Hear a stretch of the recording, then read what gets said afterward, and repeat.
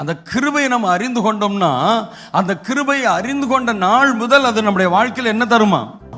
பலன் தரும். ஆமென்.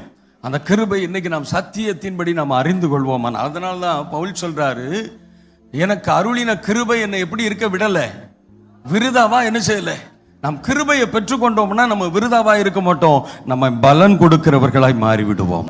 இதுவரைக்கும் நம்ம விருதாவா இருந்திருக்கலாம், இதுவரைக்கும் நம்ம பலன் கொடுக்காதவர்களா இருந்திருக்கலாம், இதுவரைக்கும் நாம் சரி பண்ணப்படாதவர்களா இருந்திருக்கலாம். இன்றைக்கு அந்த கிருபை நம்மளை சரி செய்து நம்மை பலன் கொடுக்கிறவர்களாய் மாற்றிவிடும். ஆமென். ஆகவே அந்த கிருபை இல்லாம நம்மளால என்ன செய்ய முடியாது, வாழவே முடியாது. அதை உணர்ந்து ஒரு பாடலை பாடலாமா? உங்க கிருபை இல்லாம வாழ முடியாதையா,